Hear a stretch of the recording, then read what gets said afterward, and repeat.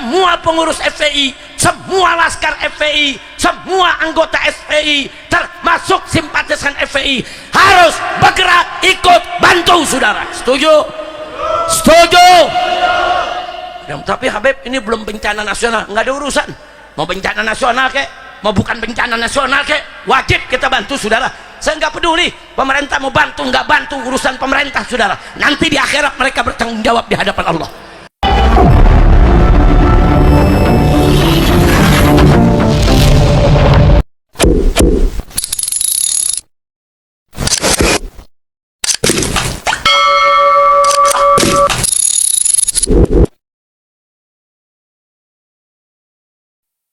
Assalamualaikum warahmatullahi wabarakatuh.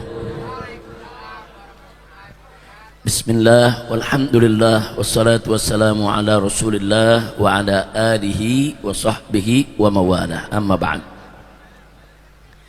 Kepada para habaib, para alim ulama, para kiai, para ustadz, para tokoh, wabil khusus segenap panitia penyelenggara yang telah bekerja keras luar biasa untuk menggelar acara ini, kita doakan semua.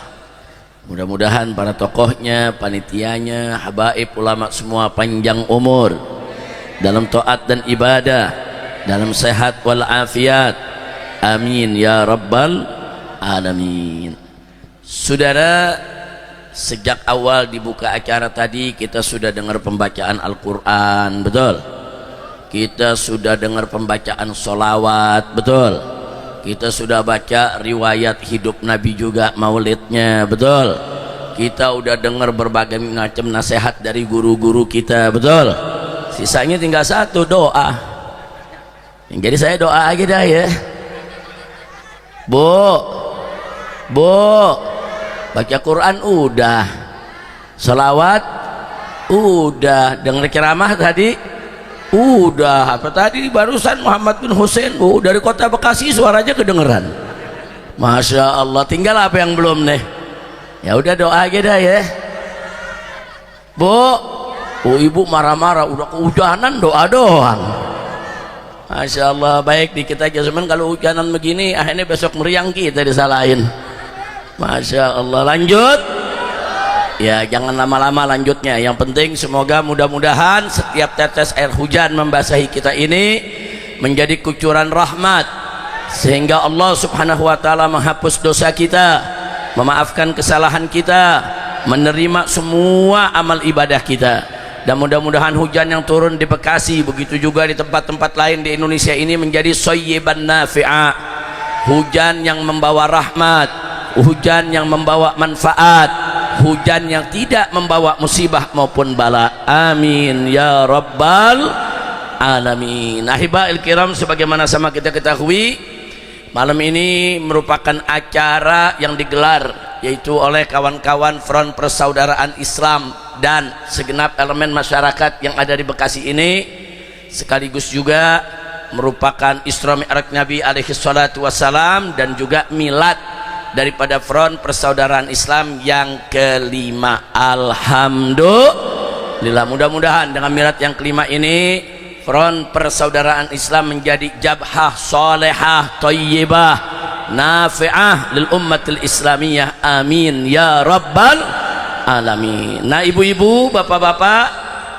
saya ingin ingatkan berkali-kali, kita di mana-mana tempat selalu menyerukan revolusi akhlak. Nah, satu saja di sini yang ingin saya bahas, Bapak, Ibu, bahwa di dalam kehidupan kita sehari-hari kita berhadapan dengan hukum dan akhlak. Nah, saya mau sampaikan di sini apa sih beda hukum dengan akhlak? Mau tahu tidak? Mau tahu tidak? Betul? Pertama, hukum dan akhlak terhadap Allah Subhanahu wa ta'ala. Saya contohkan, sholat. Kaum lelaki kalau sholat dengan menutup aurat, sah sholatnya. Andai kata ada kaum lelaki sholat hanya dengan kain nutup pusar sampai lutut, dada terbuka, ketek kelihatan, tuh bulu udah nangkring. Paham bu? Secara hukum sah. secara hukum sah. Kenapa? Auratnya ditutup. Tapi secara akhlak jelek, saudara. Masa sih ngadep Allah seperti itu, saudara? Nah, kalau kita menghadap Allah subhanahu wa ta'ala, pakai pakaian kita yang paling bagus, yang paling bersih, yang paling indah, yang paling kita suka. Betul? Nah, kita kalau dipanggil, diundang presiden, pakaiannya bagus, diundang menteri, pakaiannya bagus. Betul? Kadang-kadang ingin memikat anak gadis orang, pakaiannya, wah, anak muda luar biasa, udah paling menarik dia pakai. Betul? Giliran menghadap Allah cuman kain dilepit dari pusar sampai lutut. Saya mau tanya, kurang ajar gak? Kurang ajar gak? Tapi hukumnya sah, akhlaknya jelek, sudah. Na'udzubillah min zalik. Kira-kira jelas gak bedanya? Baik, saya kasih contoh yang kedua, hukum dan akhlak dalam baca Al-Quran, saudara. Orang membaca Al-Quran tanpa bersiwak, saudara, mulut udah bau, saudara, kotor. Dia baca Quran tilawah, sah, nggak apa-apa, boleh ke hukumnya, saudara, enggak ada masalah, saudara. Tapi dari segi akhlak jelek. Ini Al-Quran, saudara, bukan buku fisika, bukan buku matematika, bukan koran, bukan majalah, saudara, bukan novel, bukan komik yang kita bisa baca seenaknya, sebebasnya. Enggak. Kita baca Al-Quranul Karim ini, yang kita baca kalamullah. Yang kita baca apa? Kalamullah. Jaga kita punya mulut biar bersih, biar wangi. Jangan membaca kalam Allah dengan mulut yang kotor dan bau. Kira-kira jelas gak? Tapi kalau ditanya, tapi bacaan Qurannya bagaimana, dosa gak? Enggak, dia enggak dosa. Baca Quran tanpa bersiwak tidak dosa. Tapi saya tanya, etikanya bagus sampai jelek? Etikanya bagus sampai jelek? Nah, itu ada hukum, ada akhlak, saudara. Nah, jadi kita jangan hanya sekedar bicara hukum, akhlak perhatikan juga dong. Jangan melulu bicara hukum, saudara. Nah, bicara juga akhlaknya ini bagaimana, termasuk soal kemanusiaan juga akhlak. Kita jangan melulu bicara hukum. Ada nenek-nenek, saudara, nyolong kayu sepotong di penjara, vonis 2 tahun. Secara hukum ya memang ada KUHP-nya. Secara hukum ya dia memang salah, bertindak melakukan pidana, betul. Tapi tega banget, cuma sepotong kayu dicolong di penjara sampai 1 tahun 2 tahun. Ini nggak punya etika, nggak punya rasa kemanusiaan, nggak punya empati, saudara. Ini namanya tidak punya giliran oligarki gundulin hutan, ada yang ditangkap. Betul, betul. Nenek-nenek bawa kayu sebatang ditangkap. Lu ye kurang sedep loh. Orang Bekasi gimana sih? Bekasi lu ye yang sedep dong. Ayo coba sekali lagi. Nenek-nenek nyolong 1 kayu aja di penjara sampai 1 tahun. Sekali lagi. Sekali lagi. Orang Betawi kalau bilang ye itu udah ngenekin udah. Benar, betul. Saya dulu masih kecil begitu, masih kecil sama temen nih, kalau lagi main terus diledek berteman, butuh sakitnya sampai ke hati, saudara, sampai ke hati itu sakitnya. Betul bu? Betul pak? Cuman ngomong doang. Ya udah, pokoknya pejabat-pejabat yang kurang ajar yein aja dah. Ya pusing-pusing amat, sebab pasal belum ada dalam KUHP. Nah, jadi nggak di penjara. Lu nek-nek dah sekalian. Betul? Betul? Nah, lanjut. Baik, saudara. Saya contohkan lagi hubungan anak sama orang tua. Ini hukum akhlak. Ada orang tua, bapak atau ibu di kamar mandi, lupa bawa handuk. Habis selesai mandi mau nyari handuk, dia nongol mukanya dikit deh nih. Nah, ngomong sama anaknya di dalam, tong. Orang sini manggil anak entong bukan? Oh enggak ya. Ada juga yang tong kan? Ada. Tong, ambilin handuk. Diambilin tuh handuk sama anaknya. Terus ibu bapaknya dari pintu kamar mandi bilang, udah jangan lama-lama, lempar aja, lempar. Nih anak taat, dia lempar ke muka bapaknya. Loh saya tanya, secara hukum dia taat gak? Taat. Yang nyuruh lempar siapa? Nah, si anak lempar, patuh gak? Taat gak? Tapi gak punya etika. Itu anak kurang ajar namanya, saudara. Nah ini anak bela diri, tapi kan kita disuruh orang tua suruh lempar, ya kita lempar. Kalau kita nggak lempar, kita nggak patuh. Enggak, saudara. Walaupun disuruh lempar, jangan dilempar. Dia suruh ngelempar mau apa? Oh mau cepat-cepat, ya lari. Bawain buru-buru ke orang tua. Nah, itu namanya akhlak. Jadi akhlak itu adalah penegakan hukum dengan cara yang sempurna, saudara. Jadi bukan penegakan hukum aja, suruh lempar, lempar. Ya, secara hukum selesai. Tapi secara akhlak enggak. Kira-kira jelas gak? Paham gak? Bu, kadang-kadang orang tua ada yang begitu, minta dilempar mana ada. Nah begitu dilemparin seneng. Wah jangan, nggak mendidik anak, jangan. Nah makanya anak-anak muda ingat, walaupun disuruh orang tua lempar, jangan dilempar. Jaga adab kita. Setuju? Satu lagi saudara, akhlak kita ini terhadap Nabi alaihi salatu wassalam. Saya dengar sekarang ini, belakangan ini di TV, di medsos, di mana-mana, kalau sebut nama Nabi enak banget mulutnya. Muhammad lahir, Muhammad pergi, Muhammad begini, Muhammad begitu. Muhammad mana? Sama tukang sayur. Ya kan yang namanya Muhammad banyak, betul? Beradab, nyebut nama Nabi punya adab, saudara. Sebut Nabi Muhammad sallallahu alaihi wasallam, atau sebut Nabi Yuna, atau sebut Sayyiduna, atau sebut Habibuna Muhammad, saudara. Sebut, itu adab. Orang protes, nggak bisa, itu bid'ah, bu. Dia bilang bid'ah, saudara. Ada yang ngomong begitu? Nyebut Sayyidina Muhammad disebut bid'ah, ada gak? Ada gak? Kita tanya media, lu maksudnya bid'ah apa? Sesuatu yang tidak pernah ada di zaman Nabi. Sesuatu yang tidak pernah ada di zaman Nabi. Oh, muka lu zaman Nabi nggak ada, berarti muka lu bid'ah dong. Dasar muka bid'ah. Masya Allah. Kira-kira jelas gak? Ayo kita tanya, muka kita nih zaman Nabi ada gak? Ada gak? Berarti muka apa? Innalillahi wa inna ilaihi raji'un. Pakai hadis lagi dia. Dia bilang apa? Kami punya dalil. Apa hadisnya? La tusayyiduni, jangan kau sayyidkan aku. Itu hadis palsu.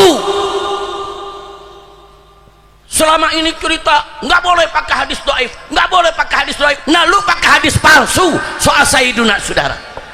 Nggak ada hadisnya. La tusayyiduni, jangan kau sayyidkan aku. Hadis palsu. Haram kita menggunakan hadis palsu, saudara. Kira-kira jelas gak? Jelas gak? Jadi jangan pakai hadis palsu buat nyerang kita, nggak ada. Lagi pula dalam bahasa Arab nggak ada tuh sayyada yusayyidu, nggak ada. Yang ada sawada yusawwidu, pakai waw, saudara. Jadi kalaupun ada hadisnya la tusawwidu nih, saudara. Nah jadi udah ngarang hadis palsu pakai mau menyerang ahlus sunnah wal jamaah. Kira-kira jelas gak? Jelas gak? Nah sekarang ada yang nanya, ya tapi kalau begitu Habib nyebut Sayyiduna itu bagaimana Habib? Apakah itu etika? Saudara, andai kata hadis tadi sahih, andai kata itu hadis maudhu tuh. Sekali lagi ini bukan sahih, itu hadis maudhu, hadis palsu. La tusayyiduni, andai kata asli, andai kata hadis sahih, Nabi mengatakan jangan kau sayyidkan aku, saudara. Saudara, Nabi suruh jangan kau sayyidkan aku, iya, tapi bukan berarti kita manggil Nabi seenaknya. Nih di Bekasi ini ada Pak Lurah. Pak Lurah hadir gak Pak Lurah? Udah pulang. Nama Pak Lurah siapa?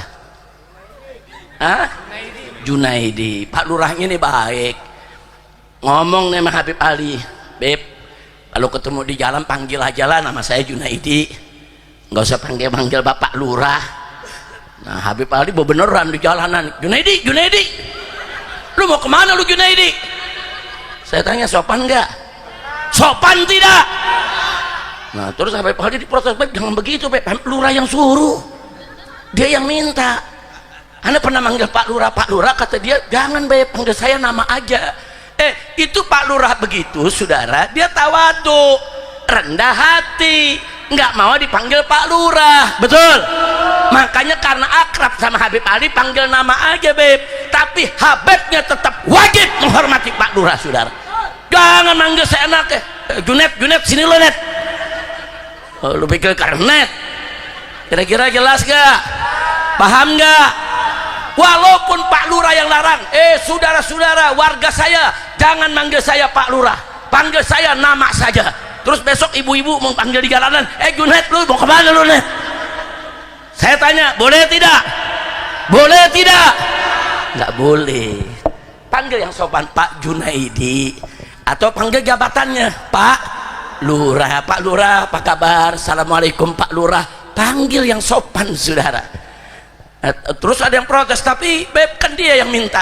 Walaupun dia yang minta, walaupun dia yang suruh, walaupun dia pakai SK lagi saudara, jangan, tetap kesopanan kita jaga terhadap beliau, betul? Apalagi terhadap Nabi kita Sayyiduna Muhammad Sallallahu Alaihi Wasallam, lebih nggak boleh. Walaupun andai kata ada hadis Nabi mengatakan jangan kalian panggil aku Sayyid, andai kata hadis itu sahih, hadis itu menunjukkan tawaduknya Nabi, rendah hatinya Nabi, mulianya akhlak Nabi. Tapi kita bukan langsung kurang ajar, ngelunjak, manggil hanya Muhammad, Muhammad, Muhammad. Kira-kira jelas gak? Udah paham semua? Yang udah paham boleh pulang. Lo kan udah paham belum? Belum, kelewatan lo. Udah teriak-teriakan masih belum paham juga. Masya Allah, Bu, udah jelas Bu ya? Bapak-bapak semua jelas ya? Nah, tapi Bu, bukan kita tidak punya dalil nyebut Nabi dengan Sayyiduna. Ada sejarahnya Bu. Dulu para sahabat Nabi alaihi salatu wassalam di awal Islam itu kalau manggil Nabi pakai nama, ya Muhammad, hei Muhammad. Dan kalau mereka bercerita antar sahabat tentang Nabi, mereka cerita tadi Muhammad datang, tadi Muhammad pergi, tadi Muhammad mengatakan begini dan begitu. Itu di awal Islam Bu. Nah kemudian begitu saudara, Islam udah semakin kuat, iman para sahabat udah semakin bagus saudara. Nah, turun saudara firman Allah Subhanahu wa taala dalam surat An-Nur. Apa Allah nyatakan di sana saudara?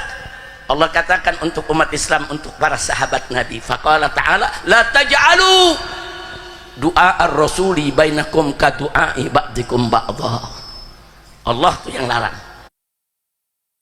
Apa kata Allah? La taj'alu, jangan sekali-kali kalian menjadikan doa ar-rasul, panggilan Rasulullah, menyebut Rasulullah saudara, kadu'a ibadikum ba'da, sebagaimana panggilan di antara kamu sekalian. Artinya kalau di antara kamu saling panggil nama silakan, tapi kalau panggil Nabi nggak boleh sebut nama. Ditegur Allah saudara. Siapa yang negor ini? Siapa yang negor ini? Sejak saat itu sahabat nggak ada lagi yang berani nyebut, hanya nama saja saudara. Sejak itu kalau mereka ketemu Nabi, ya Rasulullah, ya Nabi Allah saudara. Sejak saat itu kalau sahabat sama sahabat ketemu berjumpa cerita, tadi aku ketemu Rasulullah, tadi Rasulullah bersabda seperti ini dan seperti itu. Sahabat diajarkan oleh Allah begini akhlak, cara bergaul dengan Nabi alaihi salatu wassalam saudara. Bagus tidak? Bagus tidak? Jadi andai kata pun hadis la tusayyiduni itu sahih, dia nggak boleh bertentangan dengan ayat ini saudara.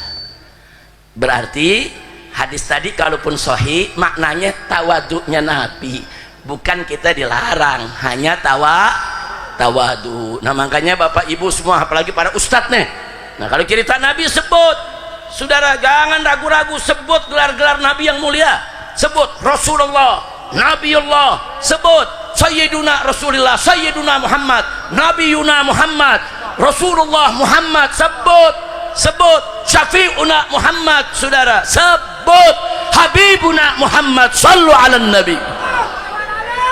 Kira-kira jelas tidak? Paham? Baik. Oh dari lain banyak Pak Bu, kalau mau lagi kita bisa kupas satu persatu berjam-jam, saudara. Ya sedikit belajar lah, antaranya waktu Sayyidina Hasan masih bayi nih dilahirkan, apa Nabi bilang? Inna bni hada sayyidun, ini anak punya cucu nih, kata Nabi, sayyid. Sayyid, Nabi sebut sayyid buat cucunya. Nah sekarang saya tanya, kalau cucunya boleh disebut sayyid, engkongnya gimana? Cucunya disebut sayyid, apalagi datuknya, yaitu Nabi Yuna Muhammad sallallahu alaihi wasallam. Ini cucu Nabi, Sayyidina Hasan cucu dari putrinya yang bernama Fatimah, Nabi sebut sayyid. Nah kalau cucunya aja Nabi sebut sayyid depan sahabat, saudara, maka tidak salah kalau sahabat menyebut Nabi sayyid, sebagaimana kita umatnya juga menyebut sayyid. Alhamdulillah. Kira-kira jelas?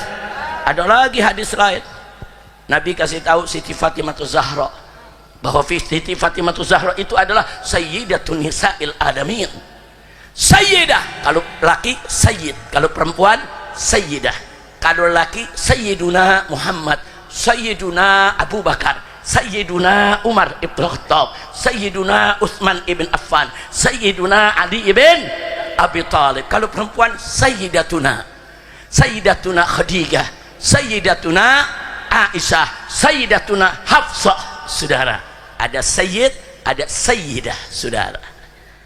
Nah, sebetulnya orang Betawi juga ada kata sayyidah, siti, saudara. Nah, makanya kalau udah jadi bahasa Betawi berubah jadi siti itu. Sidati jadi siti. Ayo orang Betawi banyak gak pakai siti? Banyak gak? Siti itu sebetulnya bukan nama, siti itu gelar, sayyidati, saudara, siti. Makanya orang Betawi kalau sebut Siti Aisyah pakai Siti, Siti Aisyah, Siti Maryam, Siti Khadijah, betul? Padahal kan namanya nggak ada Siti, saudara. Maksudnya Sayyidati. Sopan tidak? Bagus tidak?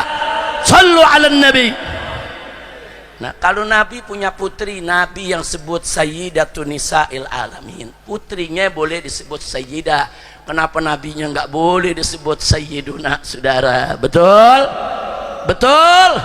Dalilnya ringan-ringan, nggak berat, gampang dipahamin, saudara. Saudara cuma orang yang ngawur aja tuh, yang dikit-dikit bid'ah, dikit-dikit bid'ah, musyrik, dolalah, masuk neraka, pala lu menyan. Kayak dia yang pegang kunci pintu sorga. Semua orang bid'ah masuk neraka, dia doang yang masuk sorga sendirian, Bu. Serakah banget loh. Kira-kira jelas gak? Mau tambah lagi dalilnya, mau tambah? Betul. Saudara, Sayyidina Hasan dan Husain, apa kata Nabi? Sayyidah syababi ahlil jannah. Dua sayyid, pemimpin para pemuda di sorga. Ada hadis lain menyebutkan bahwa Sayyidina Abu Bakar, saudara, yaitu sayyidu kuhuli ahlil jannah, pemimpinnya orang-orang tua di sorga nanti adalah Sayyidina Abu Bakar Siddiq radhiyallahu anhu. Hasan Husain disebut sayyid, Sayyidina Abu Bakar disebut sayyid, saudara. Kenapa Nabi nggak boleh? Tambah lagi? Lu mau nambah melulu lu? Hujan udah berhenti sini. Alhamdulillah. Lanjut. Nabi pernah duduk di dalam masjid, saudara, bersama sahabat. Ada muhajirin, ada ansor, saudara. Datang salah satu tokoh ansor, datang belakangan nih. Begitu tokoh ansor ini datang, apa kata Nabi kepada para sahabat? Qumu li sayyidikum. Hei orang-orang ansor, qumu, bangun kalian semua, bangun, sambut pemimpin kalian. Masya Allah, Nabi yang suruh bangun. Bangun, sambut, kalian punya pemimpin. Bangun orang-orang ansor, sambut kedatangan pemimpinnya. Ada dua hal kita garis bawahi. Pertama, saudara, Nabi sebut qumu li sayyidikum. Sayyidikum, tuan kamu, sayyiduna, tuan kami. Nabi yang sebut sayyidikum, ini tuan kamu semua, sambut. Jadi orang Ansor aja Nabi panggil sayyid, saudara. Nah, masa kalau sahabat dari Ansor dipakai sayyid, Nabi nggak boleh pakai sayyid, pakai bilang bid'ah lah, saudara. Nah, kira-kira jelas gak? Paham gak? Alhamdulillah. Nah, perkara kedua apa? Menarik tuh, Nabi ajarin bangun. Jadi kalau ada umat bangun, nyambut ulama, nyambut kiai, nyambut pejabat, jangan langsung bilang bid'ah, dolalah, itu mempertuhankan kiai, talelo panjol. Ini kan sekarang kan kiai-kiai lagi diserang nih, saudara. Di pesantren ada santri cium tangan kiai, wah ini feodalisme, saudara. Kalau kiai datang pada berdiri, wah ini mempertuhankan kiai, ini musyrik, ini kafir. Saudara, Nabi yang perintahkan kaum Ansor, qumu li sayyidikum, bangun kalian, sambut pemimpin kalian. Jadi berdiri menyambut pejabat, berdiri menyambut ulama, berdiri menyambut tokoh, bahkan berdiri menyambut tamu, saudara. Itu memang diajarkan, itu namanya akhlak. Tapi kalau kita duduk aja, ada pejabat datang, boleh gak? Boleh, nggak apa-apa. Ada ulama datang, kita duduk aja nggak berdiri, boleh gak? Boleh, nggak apa-apa, saudara, nggak dosa. Enggak, cuman kurang akhlak. Islam ini agama akhlak. Kira-kira jelas tidak? Jelas tidak? Kan Nabi sampaikan kepada kita, innama bu'istu li utammima makarimal akhlak. Sesungguhnya aku ini diutus, kata Nabi, hanya untuk menyempurnakan kemuliaan akhlak. Jadi akhlak mesti diperhatikan, Pak, Bu. Jangan sembarangan soal akhlak. Akhlak, kenapa kita sholat 5 waktu? Supaya akhlak kita baik. Kenapa kita puasa Ramadan? Supaya akhlak kita baik. Saudara, kenapa kita diwajibkan bayar zakat? Supaya akhlak kita baik. Kenapa orang yang mampu wajib bikin haji? Supaya akhlaknya baik, saudara. Kenapa kita tidak boleh berzina, tidak boleh berjudi, saudara? Tidak boleh mengganggu orang lain, supaya akhlak kita baik. Islam ini agama akhlak. Nah, kalau pertanyaannya terlalu, kenapa Front Persaudaraan Islam dalam 5 tahun terakhir ini terus di mana-mana berteriak revolusi akhlak, revolusi akhlak? Karena memang negeri kita sedang krisis akhlak. Lah buktinya mana? Yaitu orang udah nggak punya malu, korupsi, saudara. Kenapa mereka korupsi? Karena nggak punya akhlak. Karena nggak punya akhlak, saudara. Nah, kenapa nih rakyat dibiarkan menderita? Ya karena nggak punya akhlak. Orang kalau punya akhlak kepemimpinan dijaga itu, saudara. Bagaimana menjaga rakyatnya? Saudara, Sayyidina Umar ketika menjadi khalifah, sholat di tengah malam, nangis, saudara.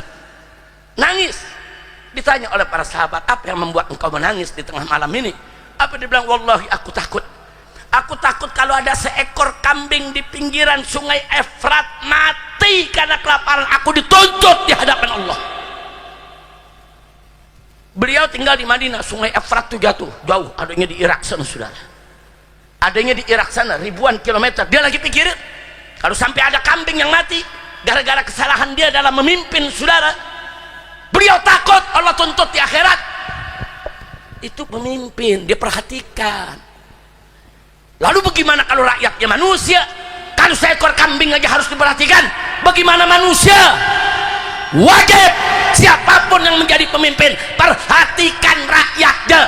Demi Allah, satu rakyat saja menderita kelaparan, mati karena kesalahan si pemimpin, karena dia tidak peduli, karena dia nggak mau pakai kekuasaannya untuk menolong rakyatnya, karena dia nggak mau melindungi rakyatnya, nanti akan dituntut di hari kiamat, saudara.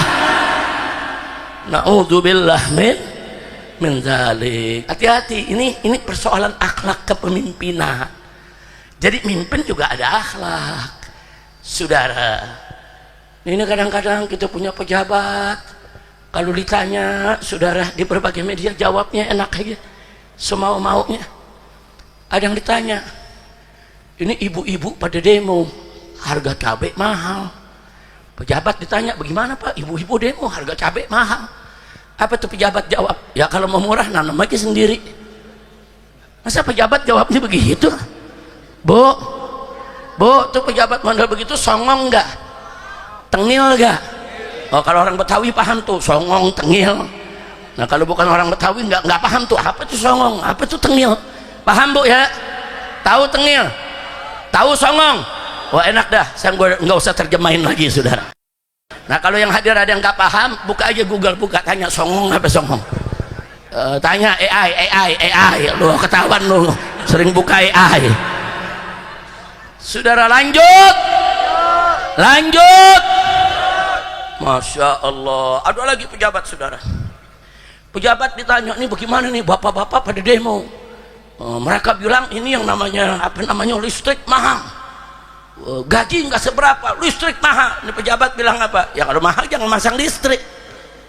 Enak banget saudara jawabnya, kurang ajar gak? Songong gak? Tengil gak? Ada lagi saudara, ini tukang-tukang ojek saudara, pendapatan gak seberapa, belum lagi bayar aplikasinya juga mahal saudara. Bensin mahal, protes, demo, turunkan harga bensin. Dijawab oleh pejabat yang punya wewenang saudara, ya kalau nggak mampu beli bensin jangan punya motor. Saya mau tanya tuh jawaban kurang ajar gak? Kurang ajar tidak? Ada lagi yang lebih kurang ajar saudara. Ada pejabat berkali-kali jadi menteri, udah belasan tahun jadi menteri, punya perusahaan 16 perusahaan saudara. Udah tua nih, jenderal tua, jenderal tua saudara. Apa dia bilang waktu banyak nih mahasiswa pada rakyat pada demo saudara, di mana-mana dia bilang apa? Hei rakyat nggak berhak untuk demo. Apa kalian punya hak untuk demo-demo?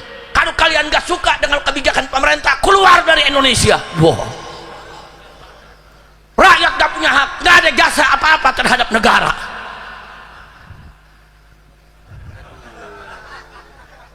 Tengil banget di jenderal. Tengil gak? Songong gak? Enaknya ngomong saudara. Pejabat bukan begitu saudara. Kalau ada mahasiswa rakyat demo, panggil mereka. Kalau ke DPR, buka pintu DPR, temui dong wakil rakyat kepada mereka apa yang mereka keluhkan. Pejabat juga begitu, undang tokoh-tokohnya. Oh mahasiswa ada berapa perwakilannya? 3-4 orang, panggil. Oh rakyat ada berapa perwakilannya? 3-4 orang, panggil, ajak diskusi apa yang kalian keluhkan. Oh mahasiswa bilang, waduh Pak ini negara gelap Pak, Indonesia gelap, jangan langsung dibalikin, lu yang gelap. Masa pejabat begitu saudara? Enggak, tanya maksud kalian gelap nih apa? Oh begini Pak, penegakan hukumnya nggak beres, tajam ke bawah tumpul ke atas, makanya kami katakan gelap. Begini Pak, karena ini korupsi makin menjadi-jadi. Nah bagaimana nih cara mengatasinya? Banyak koruptor nggak ditangkap padahal sudah jelas-jelas dia ikut korupsi. Nah ini yang kami maksud gelap. Begitu juga pelayanan Pak, masuk sekolah orang susah, ke rumah sakit antri di mana-mana, makanya kami sebut gelap. Nah kalau begitu cari solusinya supaya Indonesia nggak gelap, bukan ngusir rakyat. Betul? Enaknya dia ngomong rakyat nggak punya jasa.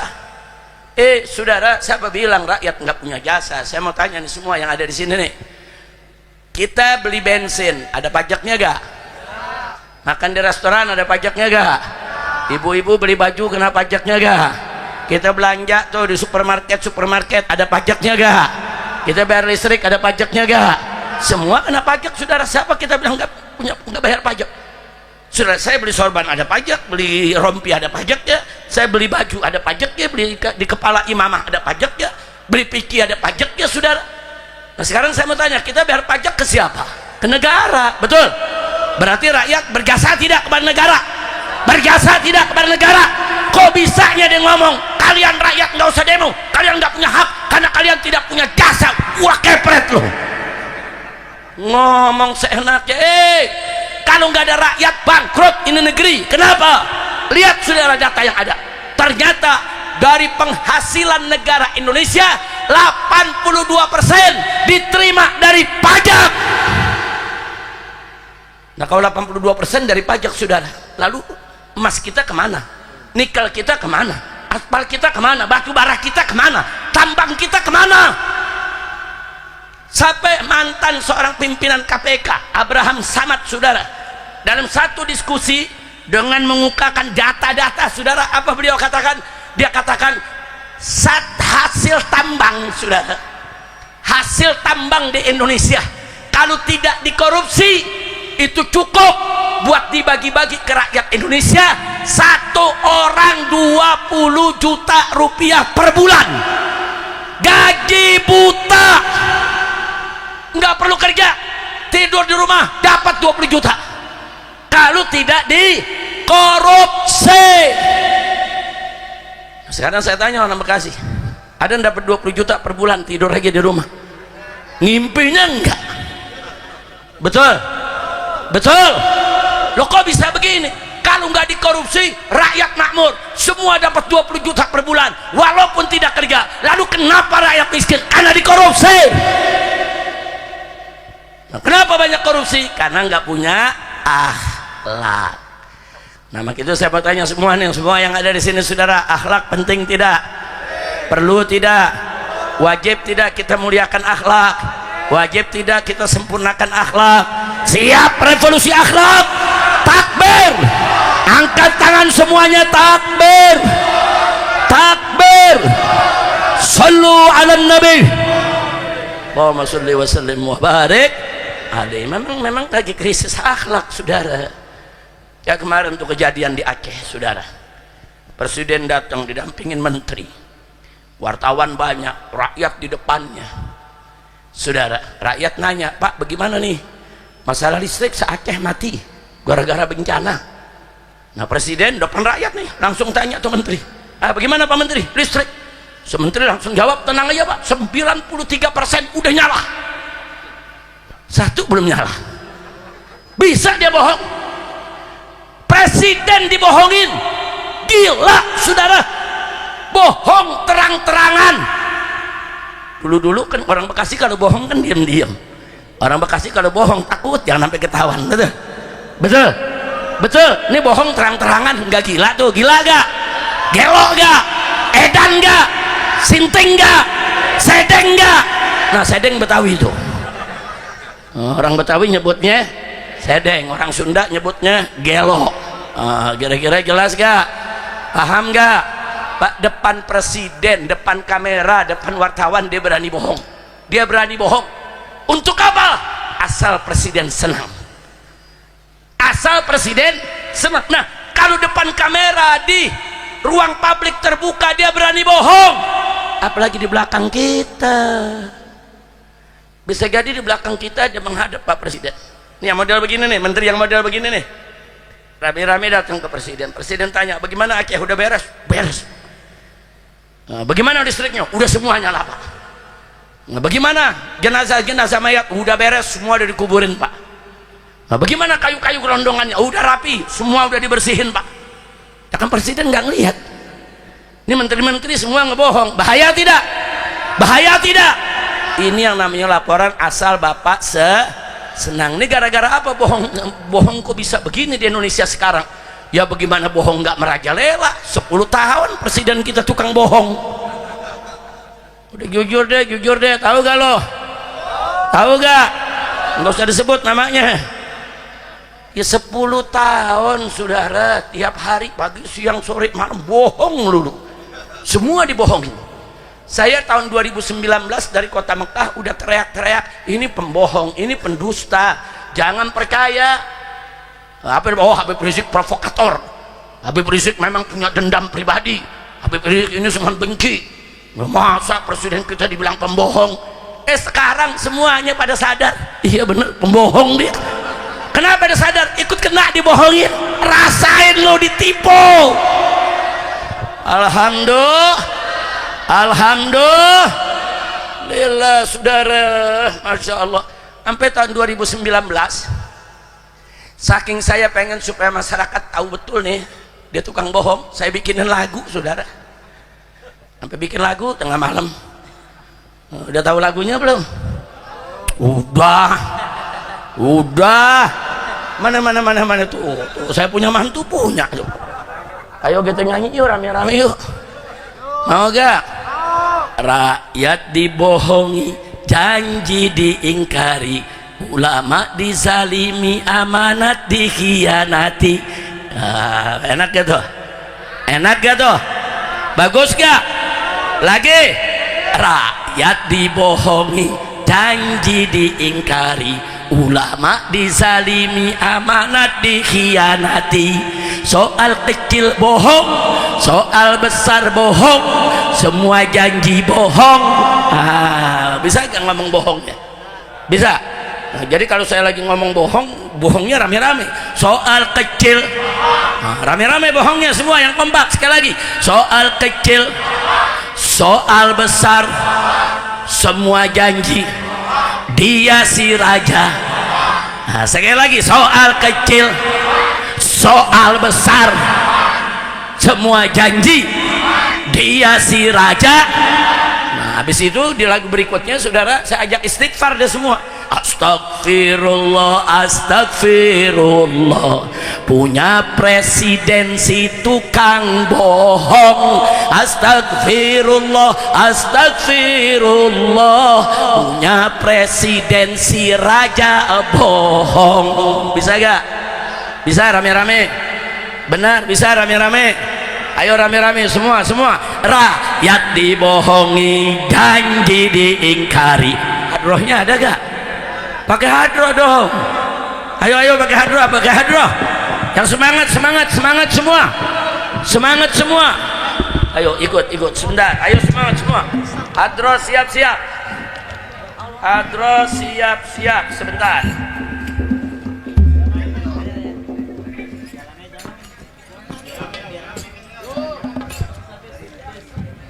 Sudah siap yang di panggung? Ayo rame-rame semua. Rakyat dibohongi, janji diingkari, ulama dizalimi, amanat dikhianati. Rakyat dibohongi, janji diingkari, ulama dizalimi, amanat dikhianati. Soal kecil, soal besar, semua janji. Dia si raja. Soal kecil, soal besar, semua janji. Dia si raja. Astagfirullah, astagfirullah, punya presidensi tukang bohong. Astagfirullah, astagfirullah, punya presidensi raja bohong. Astagfirullah, astagfirullah, punya presidensi tukang bohong. Astagfirullah, astagfirullah, punya presidensi raja bohong. Takbir. Saudara, ada cerita. Waktu itu ada acara reuni ya, di Monas. Saya ada di Mekah 2019. Teman-teman gelar reuni, saudara, rame-rame, ribuan yang hadir, saudara. Saya diminta sambutan pakai HP dari Mekah, suaranya dikeluarkan di Monas, saudara. Nah, saya nggak ceramah, saya nyanyiin ini aja. Saya nyanyiin, saudara. Nah, begitu habis kita nyanyiin begini, selesai panitia rapat, bisa ditangkap kita semua nih. Habib enak di Mekah, kita yang nyetel ya di sini. Pada mabur, awit langsung nyungsep di Garut, gak keluar-keluar lagi. Ki Awit ini Masya Allah, ini sahabat saya, saudara, satu perjuangan luar biasa, saudara. Jadi jangan kaget kalau saya sama dia sering bercanda, saudara. Saya suka bilang kalau ketemu Ki Awit belum dipenjarain deh. Iya, kaburnya lihai banget. Kaburnya apa namanya, nyarunya lihai. Dulu dia berubah polisi, dia lari ke Jawa Barat, ganti nama Kiai Rahmatullah.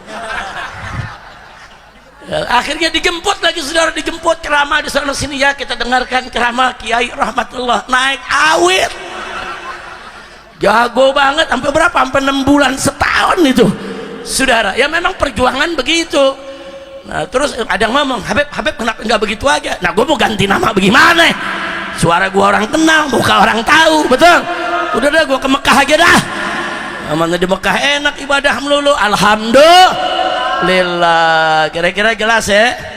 Nah, itu lagu tuh buat presiden yang dulu tuh.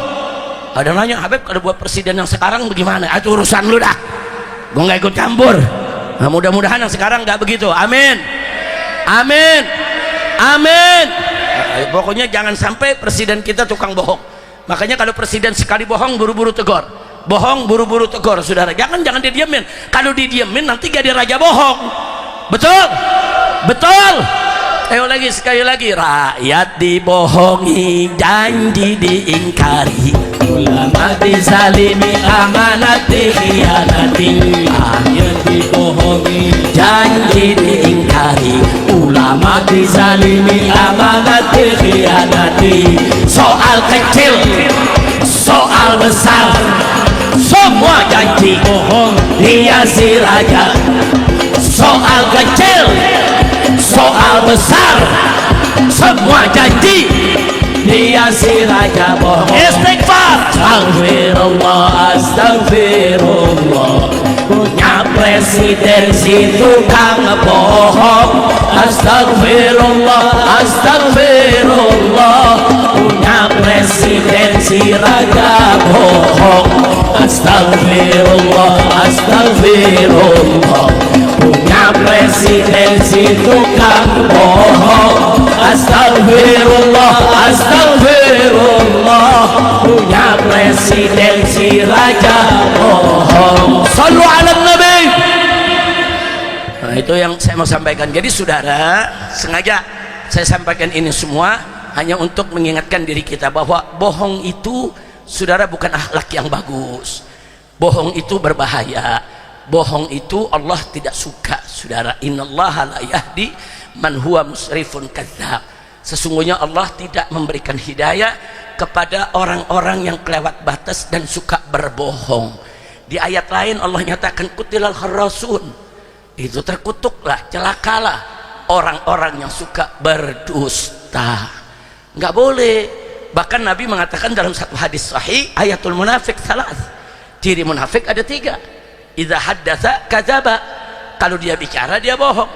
Wa idza wa'ada akhlafa, kalau dia janji dia ingkari. Wa idza tumina khana, kalau dia dikasih amanat dia khianat.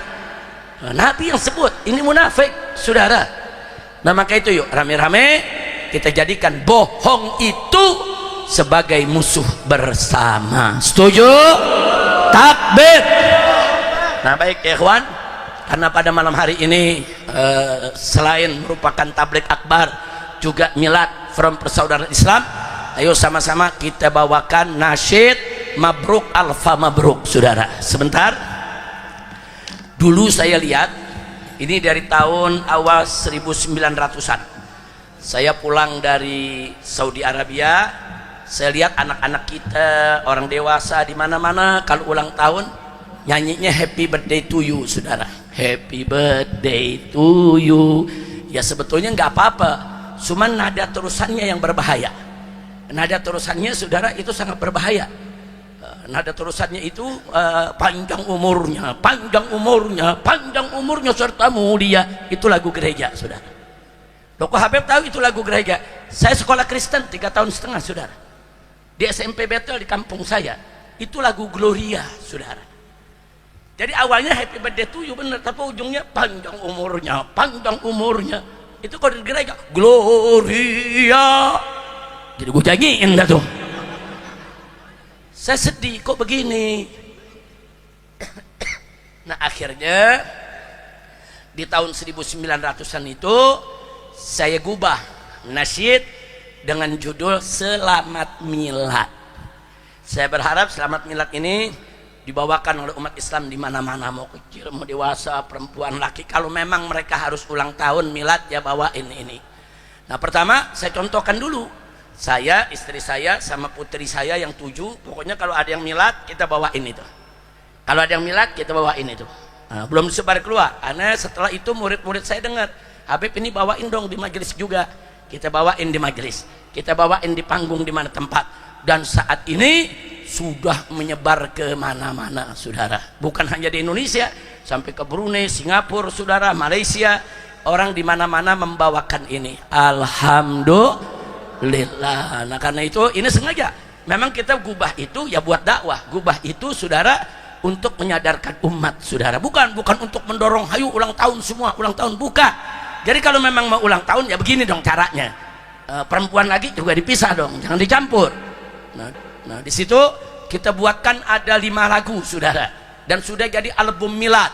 Nah kalau anda buka akun di YouTube, tulis aja IB Nasyid, nanti di subscribe, saudara.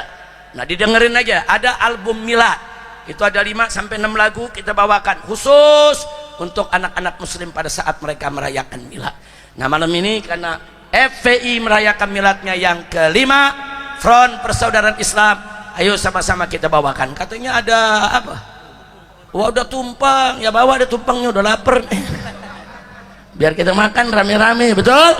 Ayo semuanya, mabruk alfa mabruk alaika mabruk mabruk alfa mabruk alaika mabruk mabruk alfa mabruk yaum miladika mabruk mabruk alfa semua alaika mabruk mabruk alfa mabruk alaika mabruk mabruk alfa mabruk yaum miladik mabruk. Selamat hari milad, semoga dapat rahmat. Selamat hari milad,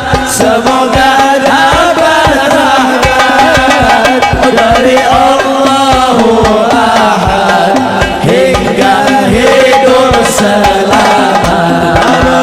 Mabruk alfa mabruk alaika mabruk semua mabruk alfa mabruk alaika mabruk mabruk alfa mabruk yaum miladik mabruk. Selamat ulang tahun, semoga berkah turun. Selamat ulang tahun, semoga berkah turun dari Allah pengampun sehingga hidup rukun. Mabruk alfa mabruk alaika mabruk mabruk alfa mabruk alaika mabruk mabruk alfa mabruk yaum miladik mabruk. Semua amin amin amin amin amin amin amin amin amin amin amin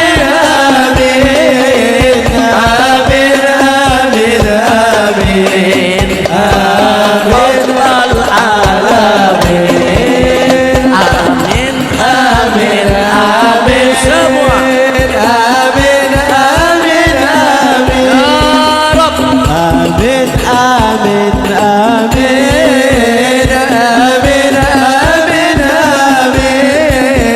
amin amin amin amin ya Rabbal alamin. Sallu ala nabi.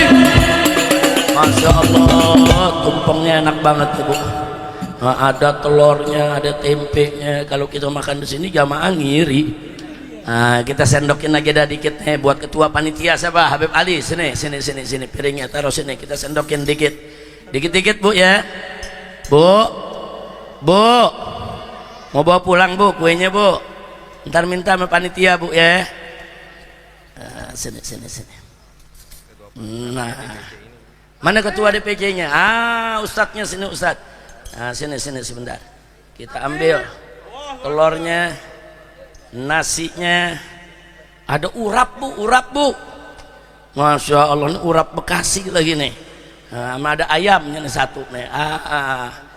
Alhamdulillah kita berikan untuk ketua DPC-nya. Shallu ala nabi. Alhamdulillah. Tapi makannya jangan berdiri ya. Ayo disuapin satu suap sini, suapin satu suap. Bismillahirrahmanirrahim. Bismillahirrahmanirrahim. Allahumma shalli ala. Takbir. Alhamdulillah. Fadhol Ustaz. Nanti dilanjutannya jadi bagi-bagi ya. Baik. Nah, mudah-mudahan insya Allah acara ini diberkahi oleh Allah. Dan saya minta doa. Saya minta doa insya Allah hari Ahad besok saya dengan Habib Muhammad, Ketua Umum Front Persaudaraan Islam, bersama Habib Hanif ya, juga Sekum Bedum Front Persaudaraan Islam, kami akan berangkat ke Aceh. Dari Aceh kami ke Sumatera Utara, ke Medan, keliling tempat-tempat bencana, juga ke Sumatera Barat. Jadi 3 tempat itu selama 5, 6 sampai 7 hari kita akan berada di sana, karena memang di sana Bu ya Pak ada 200 dapur FPI, dapur umum. Kita buat dapur umum di mana-mana, ada 200 tempat dari awal kejadian sampai hari ini. Sebab kalau kita cuma kirim beras terus masak mereka bagaimana? Kalau kita kirim mie mentah masaknya bagaimana? Nah, makanya kita bikin dapur umum, ada kompornya, ada gasnya, ada semua, minyaknya dan lain sebagainya, kita masakin dan kita bagi-bagi, yaitu ke tempat-tempat rumah-rumah korban bencana. Bahkan ada relawan-relawan yang memang ditugaskan habis selesai masak bawa ke tempat yang terpencil, bisa perjalanan 2 jam, perjalanan 3 jam, ada yang perjalanan 4 jam jalan kaki Bu, nggak bisa naik mobil, naik motor aja nggak bisa. Nah, jalan bawa ke sana sekaligus kasih makan siangnya, kasih makan malamnya, relawan balik saudara. Besok begitu lagi. Nah, kita mau lihat besok bagaimana kerja daripada dapur, apa perlu ditambah jumlah dapurnya, apa memang masih ada daerah yang belum tersentuh, nanti kita cari cara bagaimana untuk menyentuhnya. Nah, kita juga dalam rencana mau bikin huntara. Biasanya kita kalau tempat bencana bikin huntara, hunian sementara. Nah, itu kita bikin di Cianjur dulu, kita bikin banyak rumah-rumah hunian sementara. Kita buat dari kayu, dari asbes dan lain sebagainya saudara. Selama pemerintah belum dirikan rumah yang bagus buat mereka, setidaknya rumah-rumah sementara bisa mereka pakai. Bukan rumah sementara aja, sekolah sementara kita buat juga. Nah, karena nanti Januari ini selesai libur kan mereka sekolah. Nah, sekarang sekolah-sekolahnya hancur. Terus bagaimana mau belajarnya? Nah, terus bagaimana nanti bulan April mereka mau ujian sekolah? Nah, saudara, untuk kelulusan. Nah, itu kita buat tenda-tenda sekolah, tenda-tenda untuk puskesmas, untuk pusat kesehatan masyarakat, semua. Nah, dari mana duitnya? Duitnya dari umat ya, Pak. Jadi kemarin ini banyak umat sudah membantu, baik lewat rekening FPI maupun langsung datang ke kantor. Mereka bantu saudara. Dari mana-mana bantuan datang. Kalau FPI nggak punya duit Bu, bagaimana FPI mau punya duit? Apa kata ditangkepin melulu? Di Uber ditangkap, bagaimana mau bikin perusahaan? Belum bikin perusahaan diperkarain. Nah, tapi nggak apa-apa, itu perjuangan. Nah, semua pengurus FPI, semua laskar FPI, semua anggota FPI, termasuk simpatisan FPI, harus bergerak ikut bantu saudara. Setuju? Tapi Habib, ini belum bencana nasional, nggak ada urusan. Mau bencana nasional kek, mau bukan bencana nasional kek, wajib kita bantu saudara. Saya nggak peduli pemerintah mau bantu nggak bantu, urusan pemerintah saudara. Nanti di akhirat mereka bertanggung jawab di hadapan Allah. Tapi urusan kemasyarakatan yang sedang mendapatkan bencana wajib kita bantu. Dan ingat, kalau bantu di tempat bencana bicara kemanusiaan, jangan pandang agama saudara. Apapun agamanya, apapun sukunya, apapun partainya saudara, apapun golongannya, apapun organisasinya, bantu semua saudara. Mau kampret, mau cebong, udah jangan dibicarakan lagi, kita bantu orang susah, betul? Maka itu saya mau tanya semua, siap bersatu, siap berjuang, takbir. Alhamdulillah. Nah, jadi insya Allah doakan biar perjalanan kami aman, tenang, berkah saudara. Dan mudah-mudahan saudara-saudara kita di tempat bencana semuanya dibahagiakan oleh Allah, dimudahkan segala urusannya. Begitu juga kita yang hadir di sini supaya dibahagiakan oleh Allah dari dunia hingga akhirat. Ala hadhihi niyyah wa likulli niyatin salihah wa ila hadratin nabiyil mustafa sallallahu alaihi wasallam bisirril Fatihah.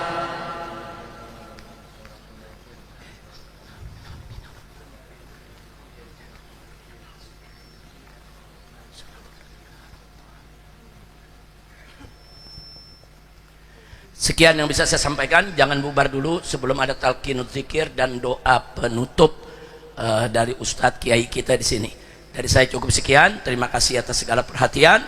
Mohon maaf atas segala kekurangannya. Hadani Allah wa iyyakum ila siratihil mustaqim. Wassalamualaikum warahmatullahi wabarakatuh.